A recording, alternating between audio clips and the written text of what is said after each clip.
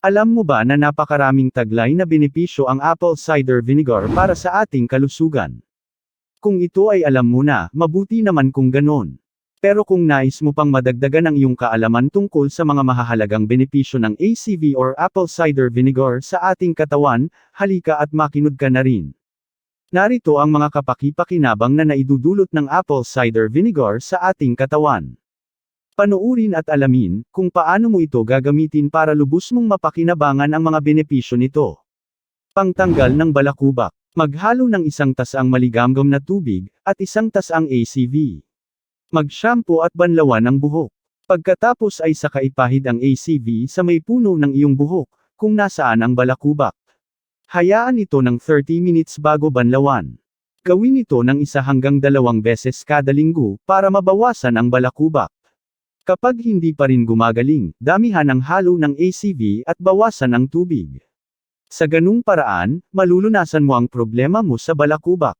Gamot sa diabetes. Ang pag-inom ng ACV o apple cider vinegar ay maaaring magpababa ng asukal sa dugo.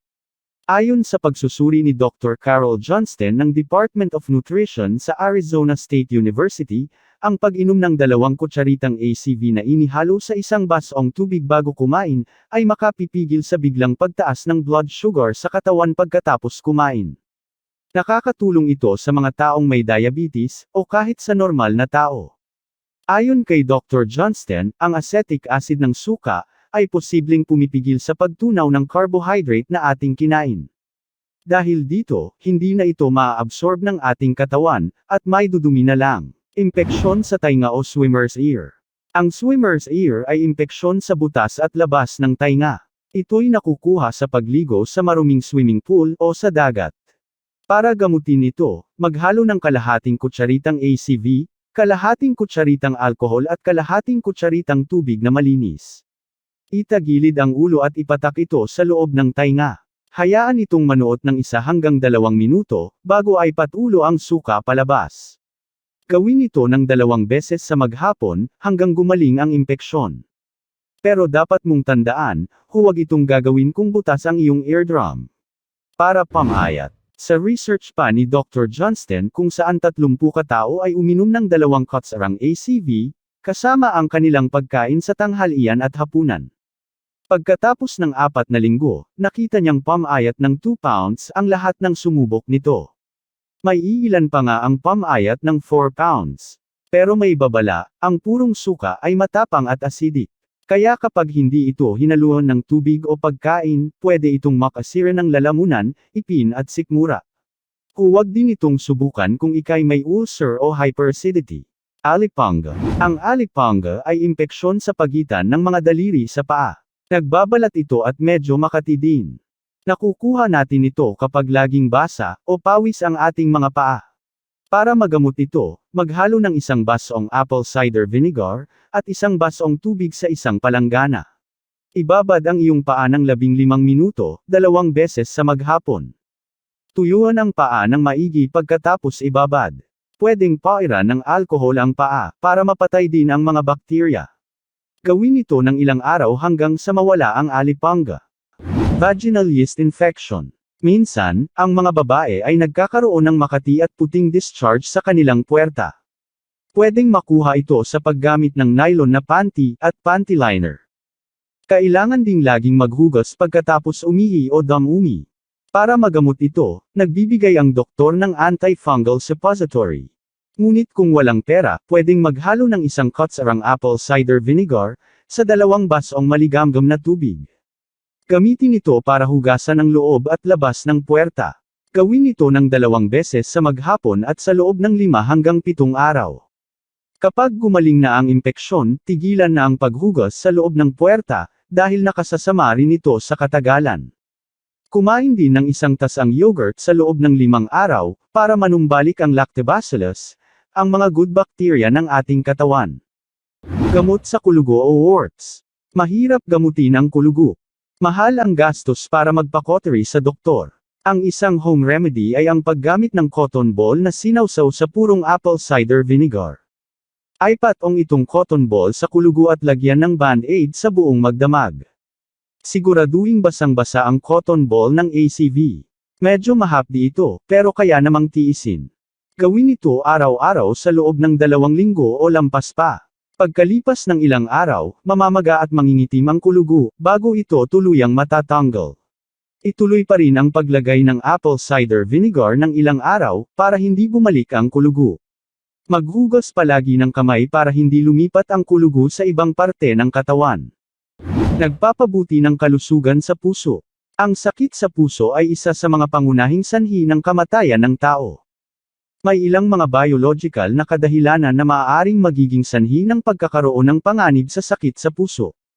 Sa mga isinagawang research, natuklasan na posibleng mapabuti ng apple cider vinegar ang ilan sa mga ito.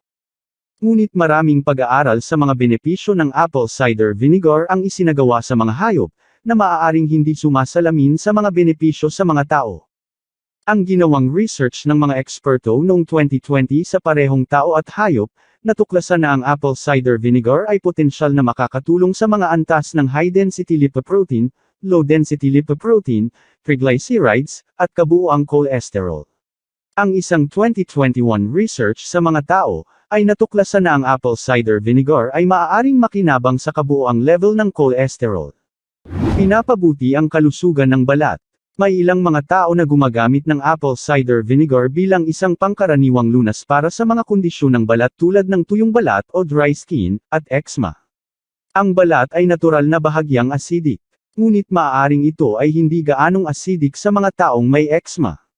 Ang paggamit ng apple cider vinegar na inihalo sa tubig, ay maaaring makatulong na muling balansehin ang natural na ng balat, upang mapapanatili nito ang maayos na kalusugan at mahahadlangan ang anumang bakterya na maaring kumapit sa balat mo.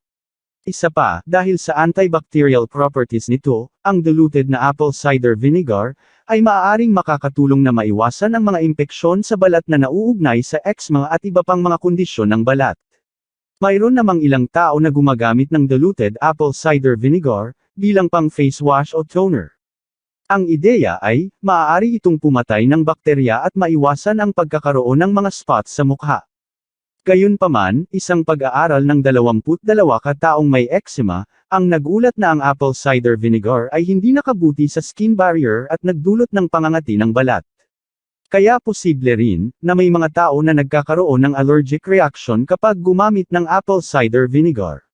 Mas mainam kung makipag-usap sa isang doktor bago subukan ang mga bagong remedyo, lalo na sa napinsalang balat. Iwasan din ang paglalagay ng undiluted na apple cider vinegar sa balat, dahil maaari itong magdulot ng paso. Tandaan lamang na dahil ang apple cider vinegar ay mataas sa acid, maaari itong makairita sa iyong esophagus, o ang tubo na nagdudugtong sa iyong lalamunan at tiyan, kung ininom mo ito ng diretso o uminom ng labis nito.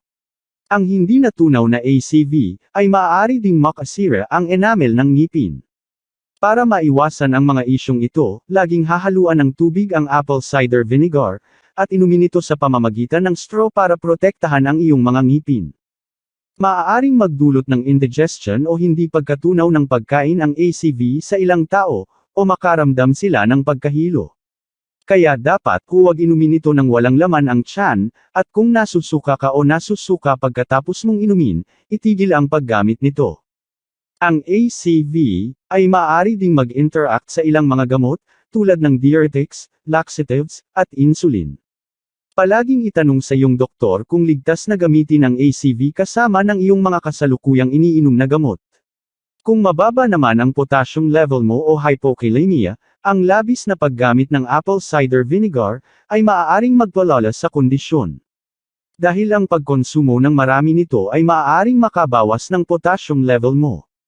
Iwasan ang labis na paggamit ng ACV kung mayroon kang problema sa kidney, dahil maaaring hindi makayanan ng iyong mga kidney ang mataas na antas ng acid. Sa kabila ng lahat, mayroon pa ring paalala ang mga eksperto sa paggamit nito. Ayon sa kanila kung ang mga sintomas ng iyong nararamdaman ay matagal na, o patuloy ang paglalala, mas mainam kung kumonsulta na sa doktor. Hindi dapat ihalili ang anumang natural na paraan, o mga halamang gamot sa mga inirereseta. Huwag ding kalimutang sabihin sa doktor na uminom ka ng anumang halamang gamot. At panghuli, gaya ng kahit anong gamot, maaaring magkaroon ng side effects ang pag-inom ng halamang gamot bagamat ito'y mas madalang. Disclaimer. Ang mga halamang gamot ay maaaring makatulong sa iba't ibang mga karamdaman.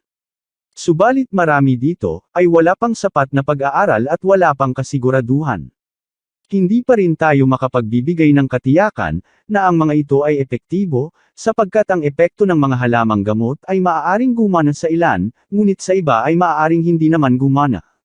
Gaya ng ibang gamot, mahalagang isangguni ang pag-inom ng mga halamang gamot sa inyong doktor. Sana'y may natutunan kayo sa video na ito. Huwag kalimutang i-share ang video na ito kung okay lang sa'yo, at mag-subscribe na rin sa channel na ito. Pindutin din ang bell button para makatanggap kayo ng notification sa mga susunod kong upload. Maraming salamat sa panunood at hanggang sa muli. Mabuhay tayong lahat. God bless us all.